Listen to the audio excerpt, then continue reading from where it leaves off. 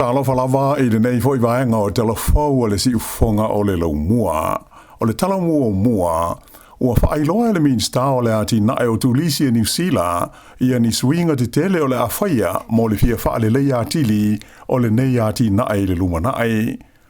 O le whanaunga o le minsta ia Louise Upston ina ia audi atu le tausanga I lua afe tolu sifulma le wha ua whaalua ina ia le au ngā o le nei ati nae e awala le ili si itia o la whai o tangata e whai ngā luenga ai. Ma ia toi whaafo I la whainga o tangata tā whao mai mo mai whaafo e malanga mai I New Zealand.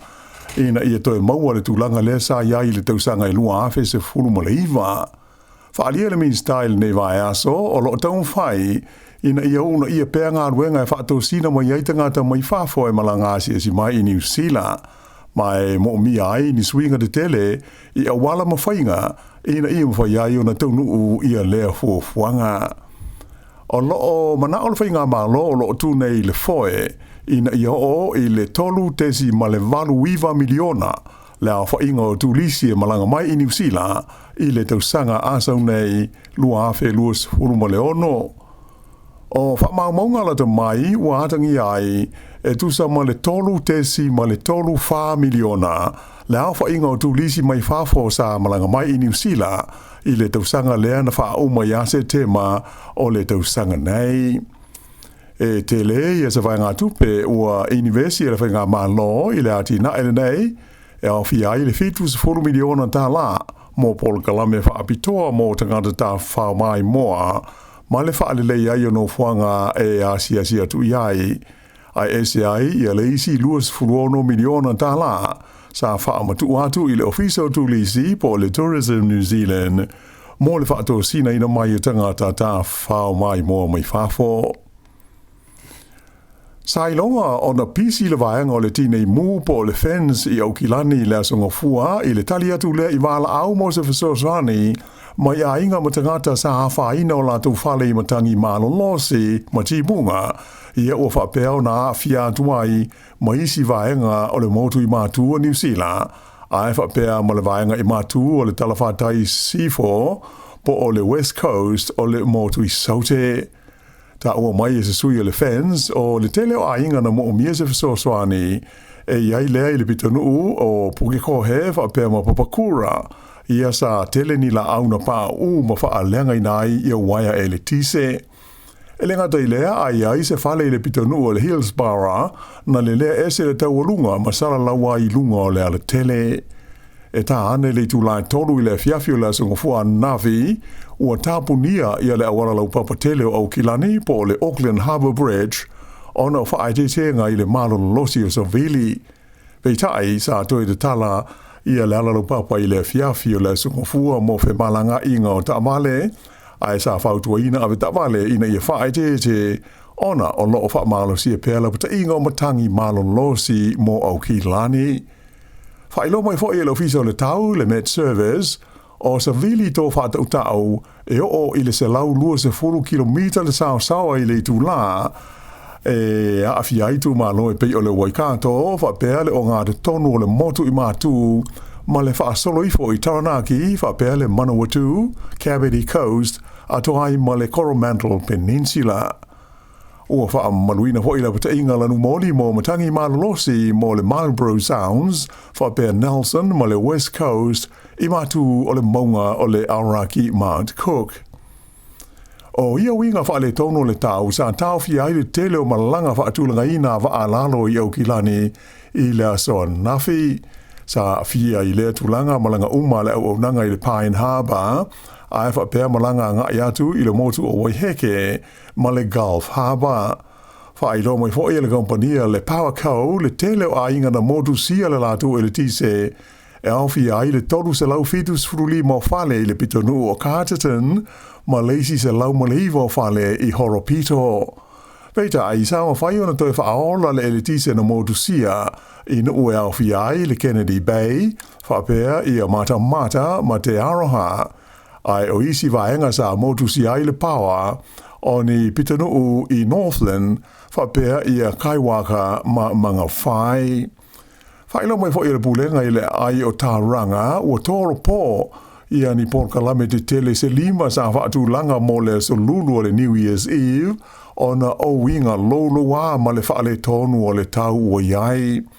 Peita ai o loo ye pel wha moi o le City Council o Tauranga, e ma whai o na whaatau nuu le lātou whaalinga o mea whaapapa po fireworks i le po o le so lulu a Aotearoa i le au lia o le tausanga whau.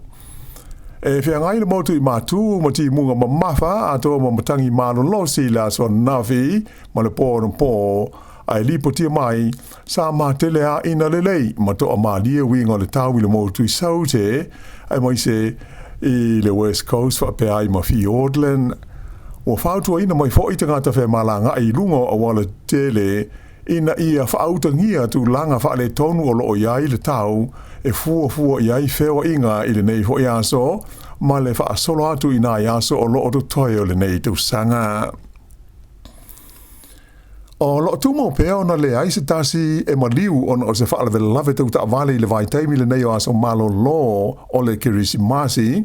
e wi ina e tereni whaale vele lave na tutupu sa manu nua ti ngai nai nisi i tu ese o New Zealand. Pei taila o loo whautua ina mai lo fisa le leo i ave tawale uma ina ia whaawau winga whae te ma le whaapale pale i dungo le awala mo le saonga le mu ina pui ai nisi whaalawe lave tutupu mai. E o mai i le taimi le nei o le tausanga luafe luas furulima ua tau whaaiui nei ua o i le luas e lauano se furuvalu le au wha inga o tangata ua mali liu ona o whaalawe tau ta wale i dungo o wala te tele o New Zealand. O se pa u lea pe a whaatusa i le au wha inga e lua se lau iwa lua lea sa iai i le tausanga taruai. Mai ua whaalia o se au wha inga o pito i pa u lea o tangata mali liu i lungo o wala talu mai le tausanga e lua afe se fulu male tolu. Whailo mai le teita i leo o whea ngai masaunga le mui lunga o ala te tele, Superintendent Steve Greeley, o se fianga i le matanga aluenga le whaititia pea o le a whai tangata e whano le soifua ona o whaalawe lawe tau ta avale. Pei ta isa i e mawhaina mai e ta ua mo ave ta avale uma ona whaia o la tau fusi pau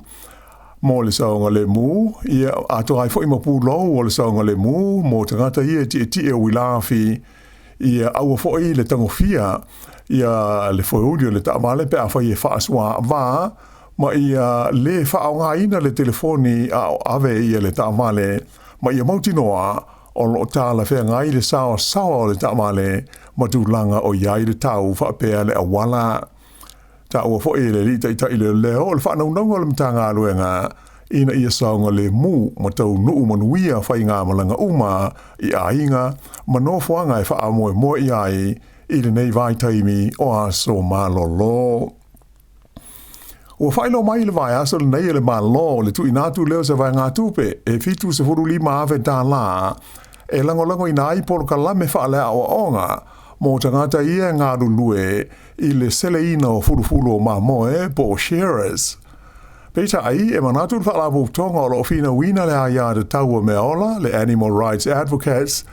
e le tai o na lava le fisosoani e pui ai le se ona whaia o meola i le taimi e whaatino ai ia ngā ruenga i le tonu o whaatoanga taulofu manu o New Zealand. Ua whaia le nei fisosoani ina ua whaalawa i tele i se video sa ta pena ina e le whaalapu tonga e ta ua o le peta i ani mamoe na whea a matatui e tangata ia sele ina o lātou fulu ma mafua ai le whaia se suenga o lo whaanga soro pei le teiminei ale matanga luenga o whaatoanga le Ministry of Primary Industries po le MPI. Pei tai la sa whai lo mai el sa inisisi ni o le SPCA Dr. Ania Dale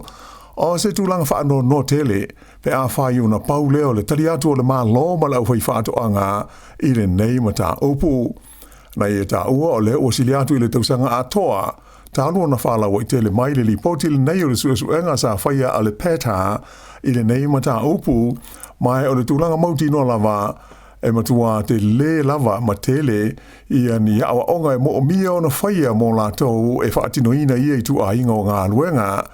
awa e le o se whaafita au li fau lea mata upu, ai e a ni mai pea i taimi uma, e sele nai fulu o la fuma moe. O le suenga le nei le peta o whaasara lawina I le tele o tunu o le lalangi,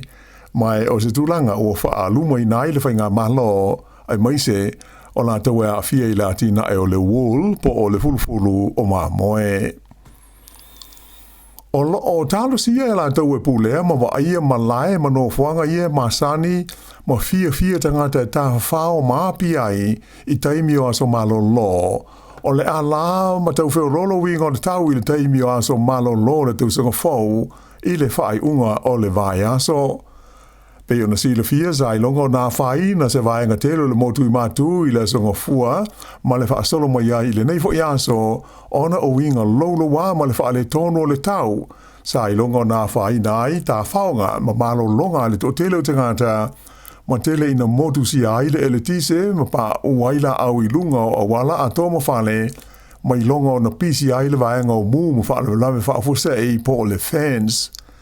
Ele ngata I le motu I matu ia asafa be fo na whai nai nisi vaenga o le motu I saute e pe ona lipo tia mai le pa uwai o la au ona o le maro losi o savili.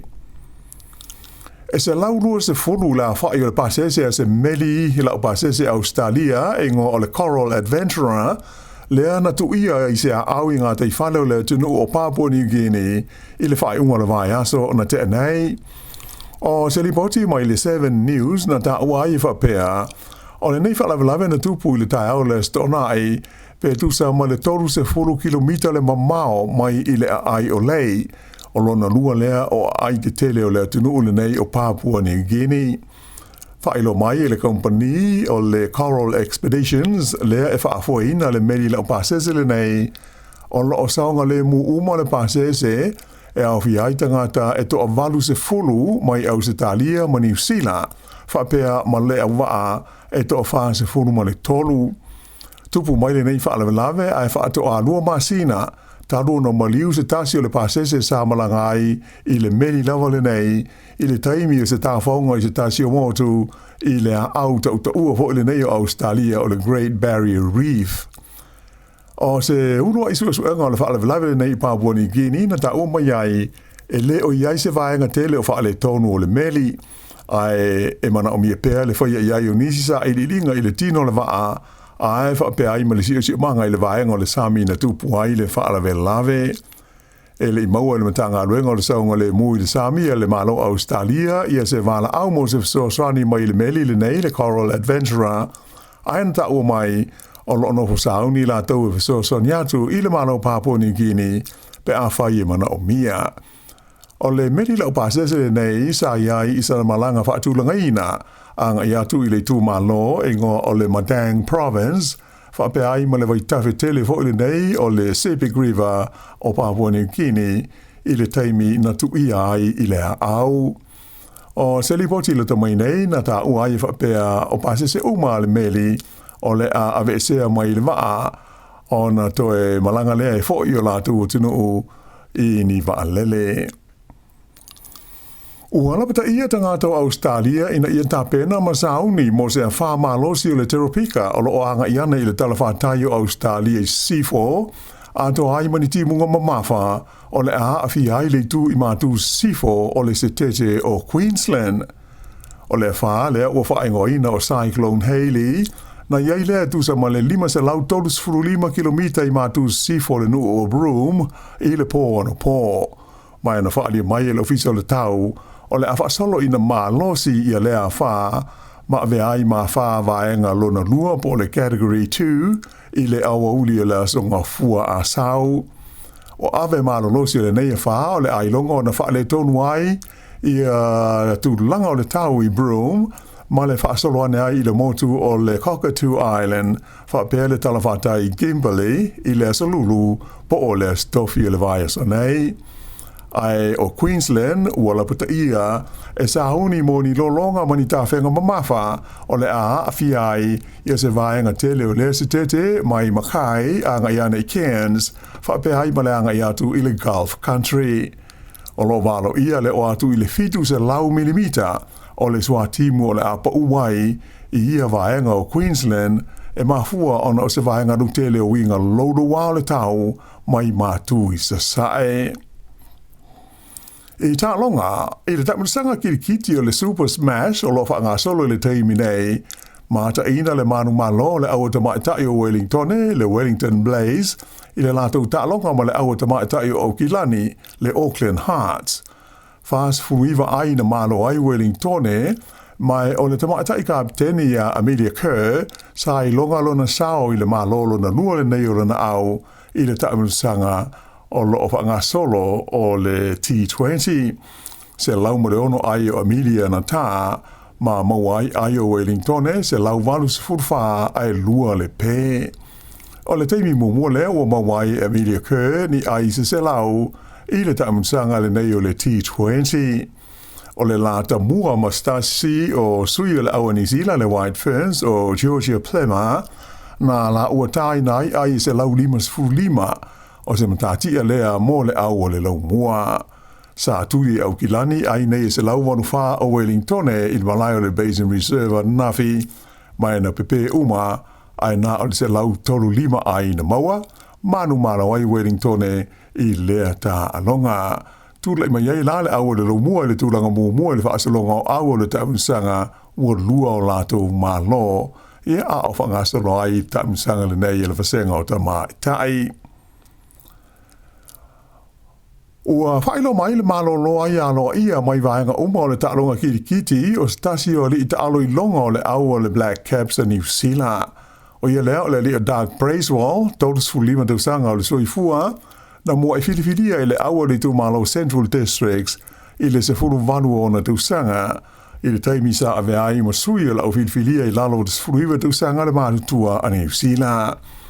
O le nei i le ngata ina sa a fia le vaenga o ta'alonga pupu o le T20 whapea i a ODIs. Ai sa whapea foi o nei longa i ta'alonga whaitawina mo le aua New Zealand le Black Caps. O le amanatua pea i a lona tolu o na ta'alonga whaitawina mo New Zealand i le tausanga i luafis futasi, le ana i a mawai le whailonga o le tangata ta'alo o lea ta'alonga na malo ai New Zealand i a Aotearoa i le ta'alonga sa whai i home part, na i mawai i a pe e ono sa vea mawhiso soni tele i lea manu malo mawa e o New Zealand. Ua luas fulwalu la whai o ta'alonga whaitawina po tes, ua ta'alo ai le nei li i mo le awa New Zealand, luas futasi ta'alonga ODIs, ma le luas fulu o T20s mo le Black Caps. Ai ese ai ana ta'alonga i fitus fulfitu o le First Class mo le Central Districts, limas fulfitu ta'alonga ODIs, ai fitus fulua ta'alonga T20. Le lina nei o Dark Bracewell, ele ngata i New Zealand